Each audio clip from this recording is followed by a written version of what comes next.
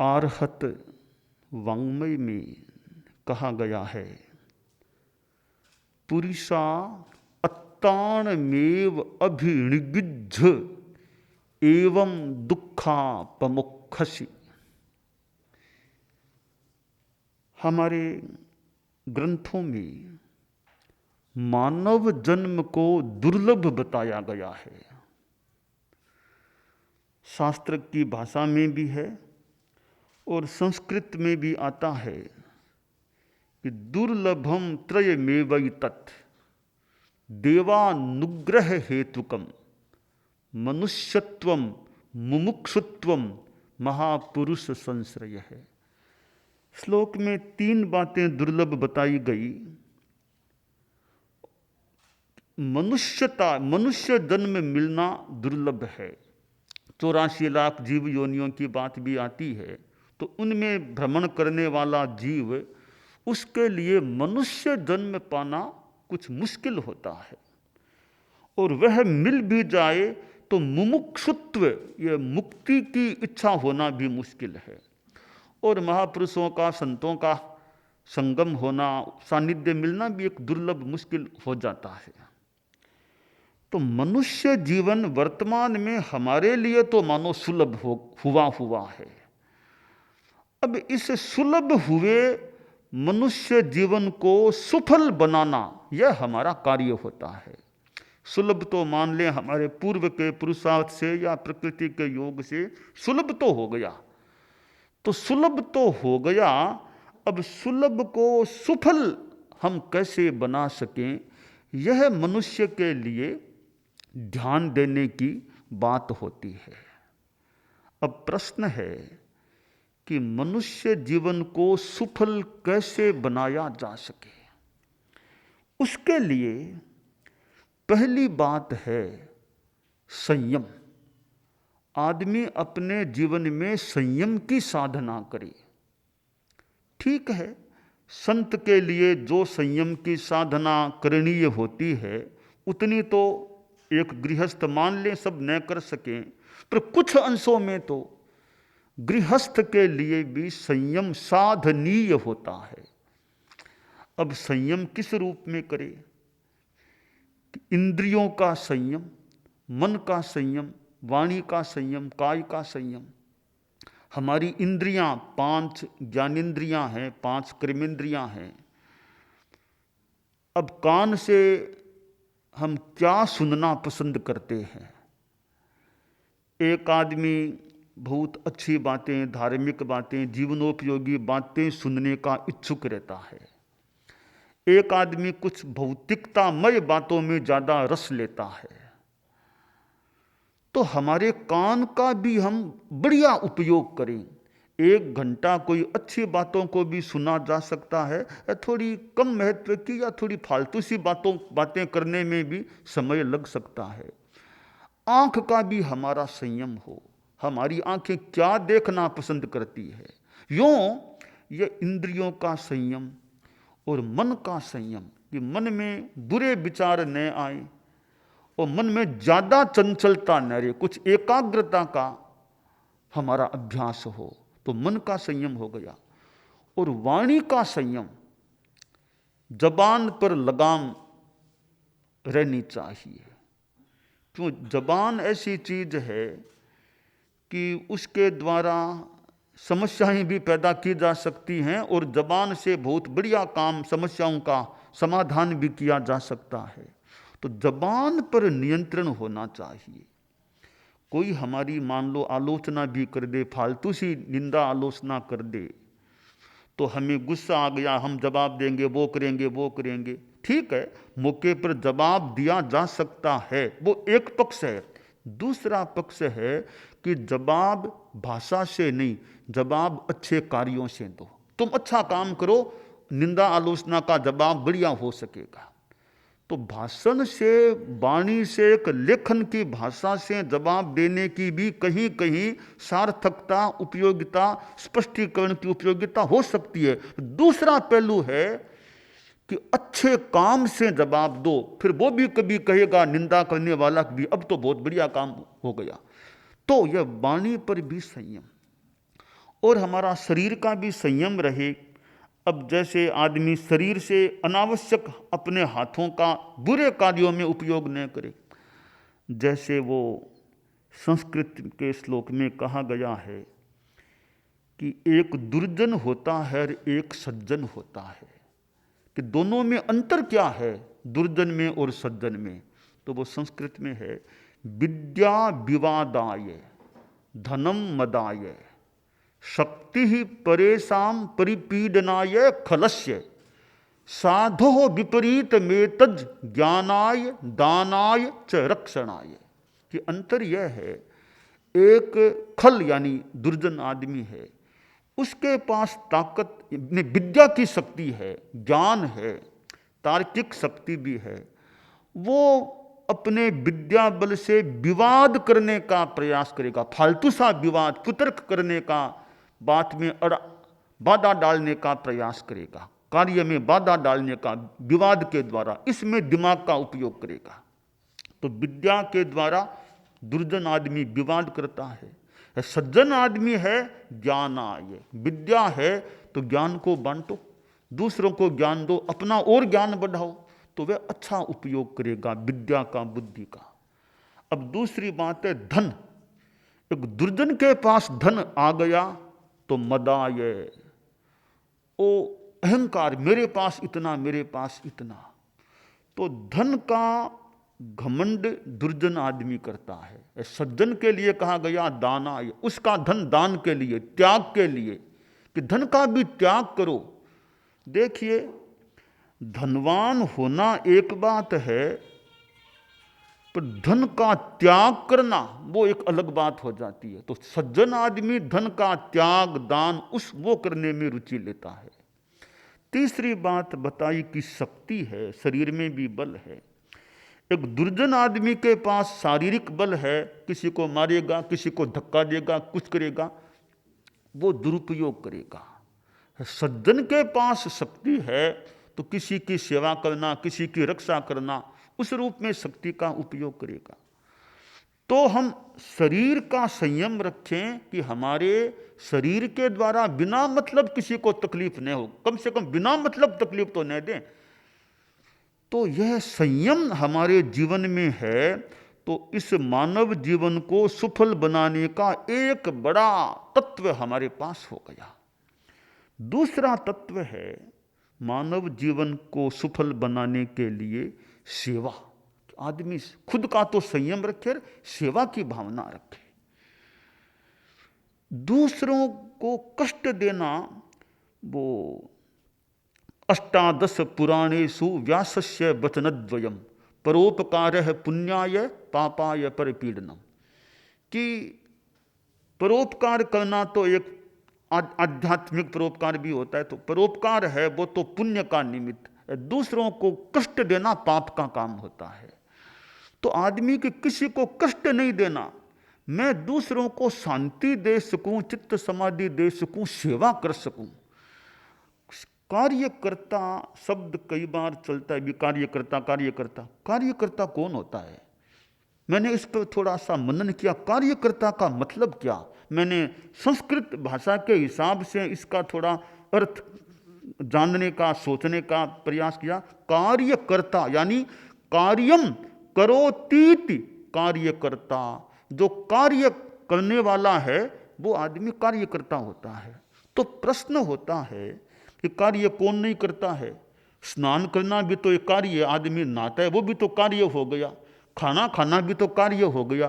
क्या वे सब कार्य करता है क्या जो खाना खाते हैं, स्नान करते हैं? तब सोचा नहीं, वो नहीं, एक और शब्द जोड़ना पड़ेगा। वो मैंने सोचा, परार्थम कार्यम करोति स कार्यकर्ता। जो दूसरों के लिए काम करे वो कार्यकर्ता, खुद के लिए करे वो कार्यकर्ता नहीं। परार्थम, दूसरों के लिए कार्य करे, कुछ करे, वो कार्यकर्ता होता है। तो कार्यकर्ता बहुत अर्थवान शब्द है, थोड़ा गहरा यह कि परार्थम, दूसरों के लिए काम करे वो कार्यकर्ता होता है।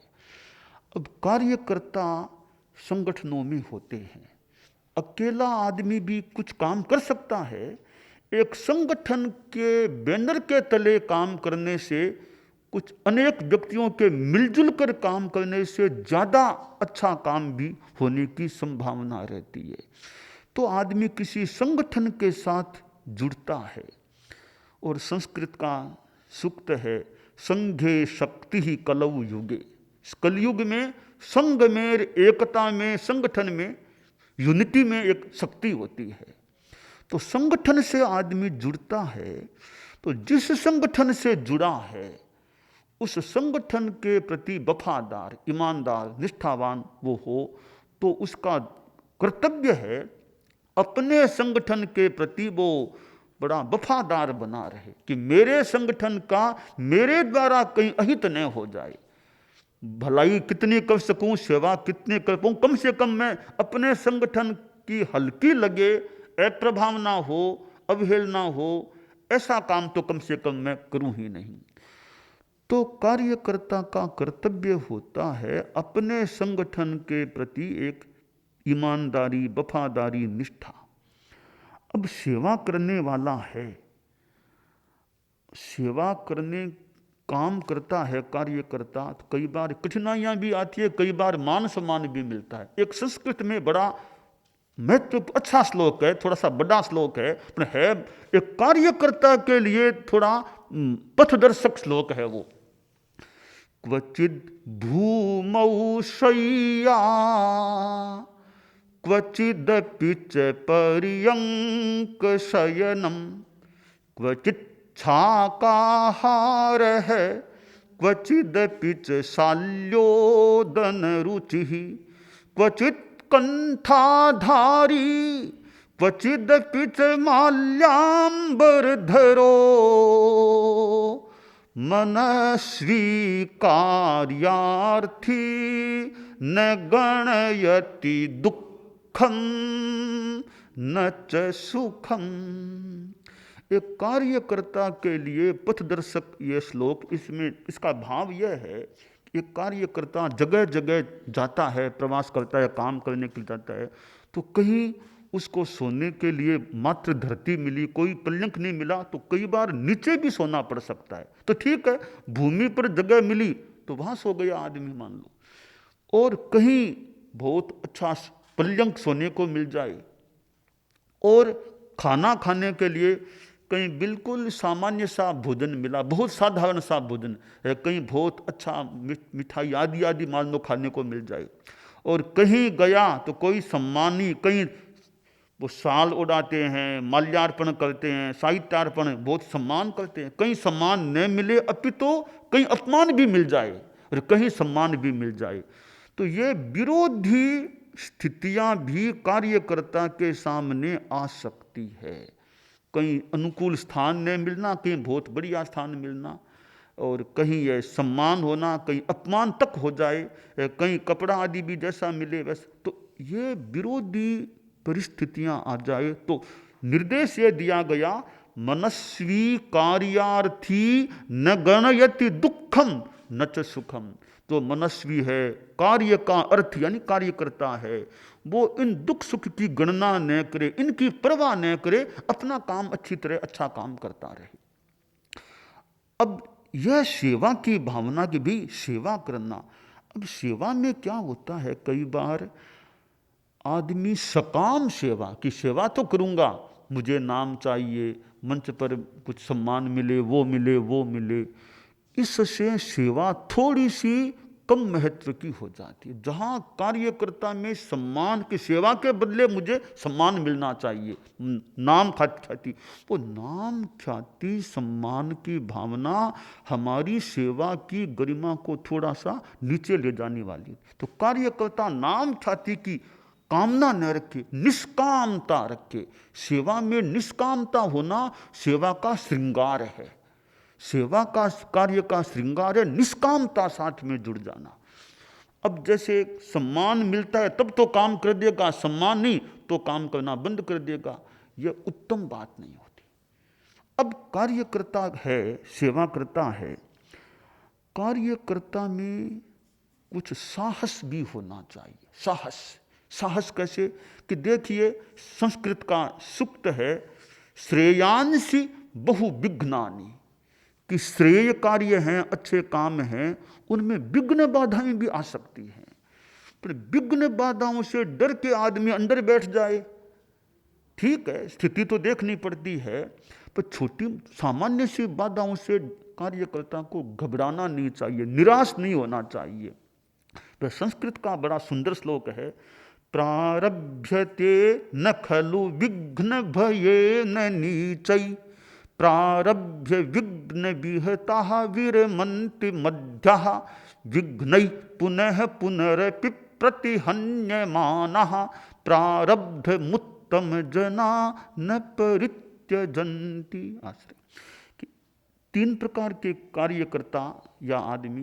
एक, पहला निम्न श्रेणी का कार्यकर्ता, उसमें क्या है, कार्यकर्ता बन तो गया, पर जैसे ये विघ्न हैं, बाधाएं हैं, वो हैं, तो वो कोई काम का प्रारंभ ही नहीं करता, डर के रह जाता है कि सर्दी बहुत है, कौन जाएगा, नहीं जाएंगे, नहीं जाएंगे, तो वो विघ्न से डर के कार्य का प्रारंभ ही नहीं करता। यह निम्न श्रेणी का कार्यकर्ता। दूसरा है मध्यम श्रेणी का, वो काम को शुरू तो कर देता है, बाद में बाधाएं लगी तब काम को वहीं बंद कर देता है, घुटने टेक देता है, वो मध्यम श्रेणी का आदमी है। उत्तम श्रेणी का आदमी या कार्यकर्ता कि विघ्नों से बार बार प्रतिहत होने पर भी उसका मनोबल साहस है कि जहां तक हो सकेगा कार्य नहीं छोड़ूंगा, आगे बढ़ता जाऊंगा, वो बाधाओं को चीरते हुए चलता है और कभी मंजिल तक पहुंच भी जाता है। तो यह उत्तम श्रेणी का कार्यकर्ता है। तो झटपट, यूं तो स्थिति देखनी पड़ती है, झटपट नहीं डरता, अपने तरीके से समस्याओं को दूर करते हुए, चीरते हुए आगे बढ़ने का प्रयास कर। तो कार्यकर्ता में उत्तम बात यह है कि साहस भी हो, कि छोटी छोटी बाधाओं से डरे नहीं, घबराए नहीं, निराश भी न बने। ज्यों ज्यों चरण बढ़ेंगे आगे, स्वतः मार्ग बन जाएगा। हटना होगा उसे, बीच में जो बाधक बन आएगा। रुक न सकेगी, मुड़ न सकेगी सत्य क्रांति की उज्जवल धारा। कि हम चरण आगे बढ़ाएं, कई बार जो जो आगे बढ़ते हैं त्यों तो अपने आप रास्ता भी बनता जाता है। तो कार्यकर्ता को जहां तक संभव हो सके चरणों को रोकना नहीं चाहिए, आगे बढ़ाने का प्रयास करना चाहिए। उसके लिए साहस का होना आवश्यक होता है। हम डरते ही रहेंगे तो काम होना मुश्किल हो सकता है। एक हिंदी में आता है, वो एक मुक्तक सा है, डर की क्या बात पथिक काली रातों में, डर की क्या बात पथिक काली रातों में, पथ में उजियाला होगा लो दीपक हाथों में, पथ में उजियाला होगा लो दीपक हाथों में। दुनिया के दीपक धोखा दे सकते हैं, दुनिया के दीपक धोखा दे सकते हैं, साहस का दीपक जलता झंझावातों में, साहस का दीपक जलता झंझावातों में। तो और मिट्टी का दिया तो मान लो बुझ जाए, साहस का दिया है तो हमारा रास्ता आगे आलोकित प्रकाशित हो सकता है। तो कार्यकर्ता में हालांकि बहुत कठिन बात है, कई बार बाधाएं आए, फिर मनोबल का रखना मुश्किल है, फिर भी हमारा प्रयास हो, अभ्यास हो, दिमाग को वैसा प्रशिक्षण दें कि झटपट, कभी कभार तो ठीक है काम को भी बंद करना पड़े, स्थिति ऐसी आ गई, तो छोटी छोटी साधारण सी बातें हों तो उनसे घबरा करके अंदर नहीं बैठना चाहिए, अपने ढंग से अपना काम का प्रयास करना चाहिए। तो यह साहस होने से हमारा मानव जीवन है वो अच्छे कार्य साथ में करें तो सफल बन सकता है। तो यह संयम हो, सेवा हो और साहस हो। और चौथी बात है कि आदमी में समता भाव रहे, समता, मानसिक संतुलन रहे। हमारे जैन आगमों का सूक्त है, समया धम्म मुदा हरे मुनि, समता को धर्म कहा गया है। हम श्रीमद् भगवद गीता में देखें तो श्री कृष्ण ने जो अर्जुन से कहते हैं, योगस्थः कुरु कर्माणि संगम त्यक्त्वा धनंजय, सिद्ध सिद्धो समो भूत्वा समत्वम योग उच्यते। कि योग क्या है? यह समत्व योग है कि सफलता, सिद्धि, असिद्धि, तुम योग में स्थित होकर काम करो, आसक्ति छोड़ो, योगस्थ होकर काम करो। और सिद्धि मिले, कभी असिद्धि भी मिल जाए। देखिए, पुरुषार्थ करना तो हमारा कार्य है।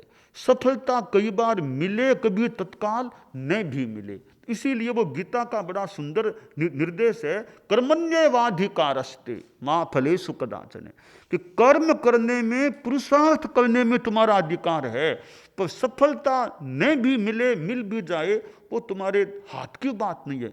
कई बार प्रयत्न किया फिर भी सफलता नहीं, कोई बात नहीं, और प्रयास करें, और प्रयास करें, कभी सफलता मिल भी जाए। तो न मिले सफलता तो भी कुंठित नहीं होना चाहिए। ऐसा नहीं अब तो काम करूंगा ही नहीं, ऐसा नहीं, और प्रहार करो। एक बार प्रहार किया काम नहीं हुआ तो संस्कृत का एक है, एक वारम पुनः प्रहरस्व, एक वारम पुनः प्रहर, एक बार फिर प्रहार को, फिर आगे बढ़ो, शायद अब आगे मिल जाए कुछ। तो औचित्य के साथ आदमी को पुरुषार्थ करते रहना चाहिए। दुनिया में भाग्यवाद भी चलता है, हम भी भाग्यवाद को मानते हैं, पर मेरा यह भी चिंतन है कि भाग्यवाद एक दर्शन का विषय है, हमारे जैन धर्म में कर्मवाद का विषय बहुत काम का भी है, बहुत तात्विक है, परंतु भाग भरोसे बैठना नहीं चाहिए। भाग भरोसे बैठने वाला अभागा आदमी होता है। तो भाग भरोसे ना बैठो कि ऐसा नहीं, मेरा तो भाग्य ऐसा ही है, क्या करूं, कुछ नहीं करूंगा भाग्य। अरे भाग्य है वैसा होगा, तुम पुरुषार्थ करो, तुम्हारा काम है सत पुरुषार्थ करो। पुरुषार्थ भी कौन सा, सत पुरुषार्थ, सम्यक पुरुषार्थ करो। तो भाग्य की चिंता न करके हमारा धर्म है सत्पुरुषार्थ करते रहो, और भाग्य भी अपने आप के भी मान लो अच्छा हो जाए। तो पुरुषार्थ करना चाहिए, और समत्व, संतुलन, अनुकूलता प्रतिकूलता कुछ भी आ जाए, मन पर ज्यादा कार्यकर्ता के असर नहीं होना चाहिए। हमारा मन तनाव से भर गया तो कार्य में बाधा आ सकती। तो तनाव में अनावश्यक दिमाग में भारीपन, दिमाग में तनाव नहीं करना। काम भूत काम है, भूत काम है, कार्य का भी ज्यादा तनाव नहीं करना चाहिए। व्यस्त होना तो एक बात है, पर दिमाग अस्त व्यस्त नहीं होना चाहिए। कितना ही काम है, ऐसी व्यवस्था बिठाओ कि अपने ढंग से काम हो जाए, दिमाग भारी न बने, तनाव नहीं, ज्यादा चिंता नहीं करनी चाहिए। चिंता नहीं, चिंतन करो। ज्यादा चिंता ज्यादा नहीं करनी चाहिए, बस चिंतन करो भी यह काम कैसे करें। तो चिंता अलग है, चिंतन अलग है। तो हमें चिंतन तो मान लो करना होता है अपेक्षा अनुसार, यथा औचित्य, कम से कम चिंता का ज्यादा भार दिमाग पर नहीं होना चाहिए। तो ये संतुलन रहना चाहिए। हमारे देश में देखें, इतने प्राचीन ग्रंथों में दिशा निर्देश के सूत्र हैं। भले हम जैन आगम, भले भगवद गीता आदि को देखें, जीवन के लिए कई बड़े उपयोगी दिशा निर्देश सूत्र में प्राचीन ग्रंथों से भी मिल सकते हैं। भारत के पास 3 संपदाएं हैं, ऐसा मुझे लगता है। एक तो ग्रंथ संपदा, पंथ संपदा और संत संपदा। भारत के पास कितने ग्रंथ हैं, भले प्राकृत ये अर्धमागधी में देखो, संस्कृत में देखो, और पाली है, और भी कितनी भाषाओं में कितने कितने प्राचीन अर्वाचीन कितने ग्रंथ हैं। प्राचीन ग्रंथों को तो मैं थोड़ा ज़्यादा महत्व देता हूँ कि वो तो ऋषि मुनि जो एक साधक लोग हुए हैं, आज भी कुछ साधक लोग हैं। तो ये ग्रंथ संपदा है, ये एक प्रकार से भारत का सौभाग्य है। इतने ग्रंथ हमें प्राप्त हैं, कितने ग्रंथागार हैं। अब ग्रंथ तो हैं, उन ग्रंथों से हम जितना संभव हो सके ज्ञान लेने का प्रयास करें, तो वो ग्रंथ हमारे लिए उपयोगी हो सकेंगे। दूसरी है पंथ संपदा। भारत में कितने ये धार्मिक धर्म के संप्रदाय हैं, जैन है एक, बौद्ध है एक, सनातन है एक, वैदिक है, कितने कितने पंथ हैं। उन पंथों में फिर धर्म के लोग भी हैं। तो इतने पंथ हैं, अच्छी अच्छी पंथों के जो गुरु आदि आदि वो भी अच्छी बातें बताते हैं। तो इतने पंथ हैं, ये भी एक भारत की मानव संपदा है। तीसरी संत संपदा, यह भी भारत का एक भाग्य मानना चाहिए कि संत लोग भारत की भूमि पर हैं।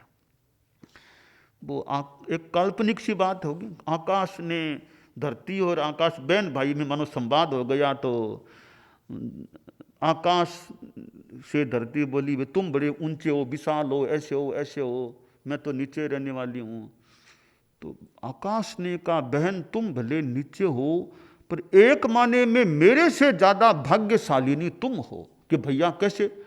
कि भाई तुम्हारे पर संतों के चरण कमल टिकते हैं, संतों के चरण कमल तुम्हारे पर टिकते, संत तुम्हारे पर विहार करते हैं, तुम मेरे से ज्यादा भाग्यशालिनी इस माने में हो।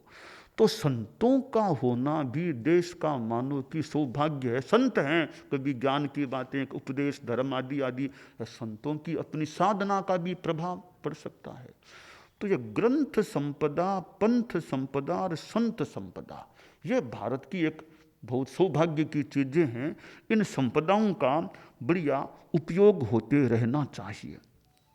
भारत को हम देखें, हालांकि सभी देश है, भारत को हम विशेष रूप से देखें कि देश के, राष्ट्र के विकास के लिए भौतिक विकास भी मस्ट जरूरी है। भौतिक विकास भी देश के लिए आवश्यक है और भौतिक विकास के लिए अर्थव्यवस्था भी सुदृढ़ हो, यह भी जरूरी है, बहुत जरूरी है।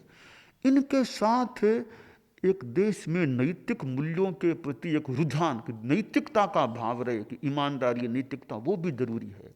साथ में जो हमारा आध्यात्मिकता का है, भावात्मक शुद्धि, आध्यात्मिकता, वो हो, शिक्षा का विकास हो। भौतिक विकास, आर्थिक विकास के अलावा यह नैतिकता का विकास, आध्यात्मिकता का विकास और शिक्षा का, विद्या का विकास, ये पांचों विकास अगर देश में चलते हैं, होते हैं, तो देश का सर्वांगीण विकास या बहुअंगीण विकास हो सकता है।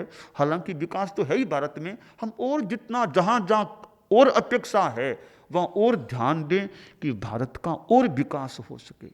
तो ये जो मैंने बातें बताई कि संयम हो जीवन में, सेवा हो और साहस हो और समता हो, ये चीज़ें हैं, तो इनसे हमारा मानव जीवन भी सफल बन सकता है और हमारा आगे का, क्योंकि भारतीय विचारधारा में वर्तमान जीवन को ही इतिश्री तक नहीं माना गया कि आगे भी कुछ अस्तित्व है, आत्मा का अस्तित्व आगे भी है।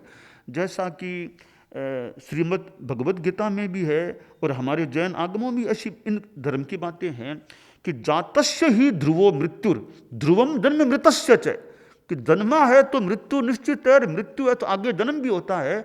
अब मृत्यु कैसे? तो गीता में कहा गया, वासांसि जीर्णानि यथा विहाय नवानि गृह्णाति नरोपराणि तथा शरीरानि विहाय जीर्णान्यन्यानि संयाति नवानि देहि, कि जैसे आदमी पुराने वस्त्रों को छोड़कर नए वस्त्रों को पहन लेता है, इसी तरह हमारी आत्मा, देही, यह आत्मा है, वो एक पुराने शरीर को छोड़कर नए शरीर को धारण कर लेती है। हम जिसे पुनर्जन्म कह देते हैं।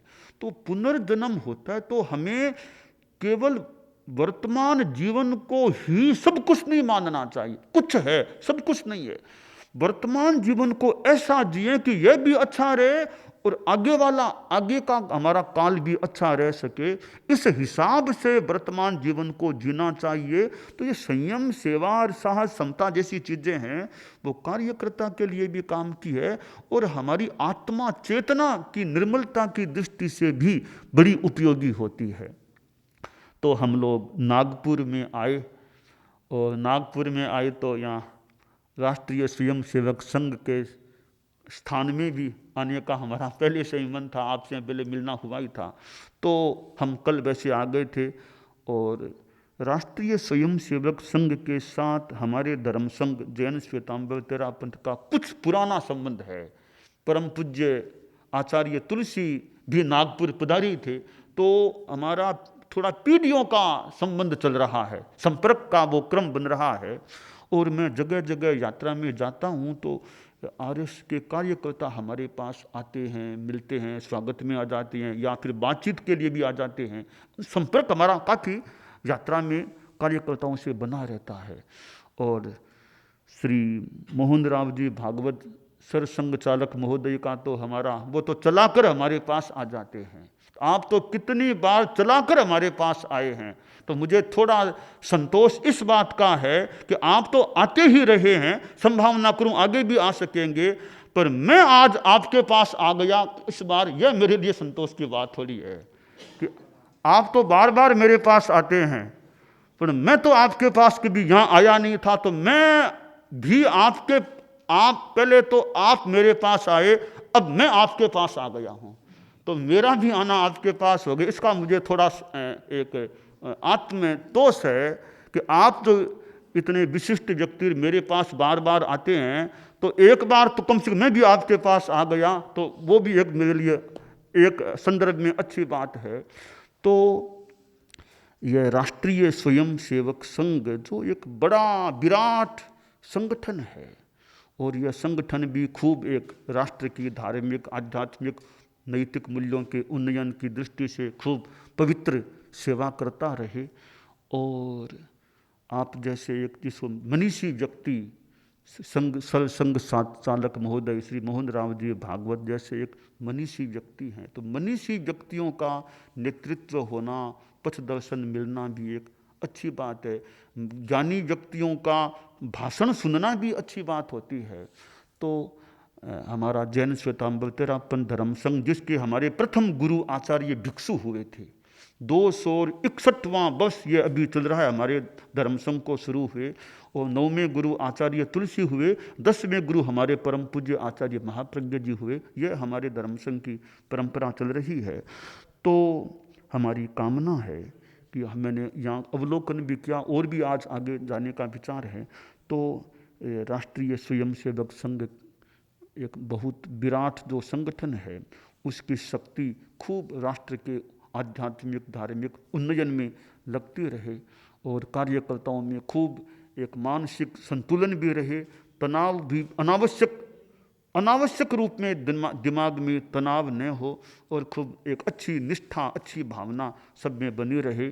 और हमारे धर्म संघ से भी मैंने नोट किया, कई हमारे श्रावक लोग हैं वो संघ से भी जुड़े हुए हैं। इधर तो धर्म की दृष्टि से वो हमारे तेरापंथी हैं, और इस सेवा कार्य की दृष्टि से वो हमारे आरएसएस के भी अच्छे मतलब जुड़े हुए हैं।